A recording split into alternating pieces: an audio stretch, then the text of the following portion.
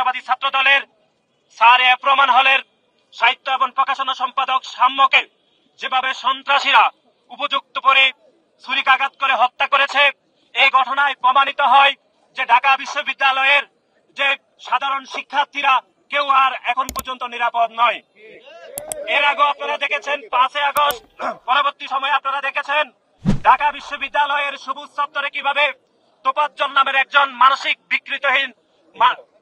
বিকৃত লোককে কিভাবে হত্যাকাণ্ডের শিকার হতে হয়েছে ঢাকা বিশ্ববিদ্যালয়ে। আমরা আজকের এই সমাবেশ থেকে স্পষ্টভাবে বলতে চাই, গণ অভ্যুত্থান পরবর্তী সময়ে যে প্রশাসন ঢাকা বিশ্ববিদ্যালয়ের দায়িত্ব নিয়েছে, সেই প্রশাসন ঢাকা বিশ্ববিদ্যালয়ের সাধারণ শিক্ষার্থীদের নিরাপত্তা দিতে চরমভাবে ব্যর্থ হয়েছে।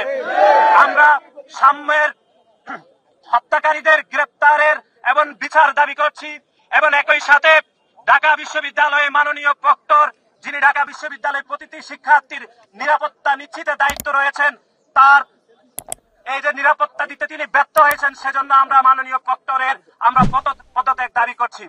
এবং একই সাথে বিশ্ববিদ্যালয়ের সর্বোচ্চ অভিভাবক হিসাবে ঢাকা বিশ্ববিদ্যালয়ের মাননীয় উপাচার্য কোনোভাবে এই ঘটনার দায় এড়িয়ে যেতে পারে না। এবং গণ অভ্যুত্থান পরবর্তী সময়ে 2টি ঘটনা প্রমাণ করে যে ঢাকা বিশ্ববিদ্যালয় মাননীয় ভাইস চ্যান্সেলর চরমভাবে ব্যর্থ হয়েছেন এবং বাংলাদেশ জাতীয়তাবাদী ছাত্র দলের পক্ষ থেকে মাননীয় প্রক্টর এবং মাননীয় উপাচার্যের পদত্যাগ দাবি করছি। এবং একই সাথে আপনারা দেখেছেন এই অন্তর্বর্তীকালীন সরকার দায়িত্ব নেওয়ার পর থেকে আইন শৃঙ্খলার চরমভাবে অবনতি হচ্ছে। এর আগে আপনারা দেখেছেন আমাদের বেসরকারি বিশ্ববিদ্যালয়ের মেধাবী শিক্ষার্থী, বাংলাদেশ জাতীয়তাবাদী ছাত্র দলের মেধাবী কর্মী পারভেজকেও একইভাবে কুপিয়ে ছুরিকাঘাত করে হত্যা করা হয়েছে। সুতরাং আমরা মনে করি এই অন্তর্বর্তীকালীন সরকারও আইন শৃঙ্খলা রক্ষা করতে চরমভাবে ব্যর্থ হয়েছে। সেজন্য আমরা এই অন্তর্বর্তীকালীন সরকারের স্বরাষ্ট্র উপদেষ্টারও পদত্যাগ দাবি করছি।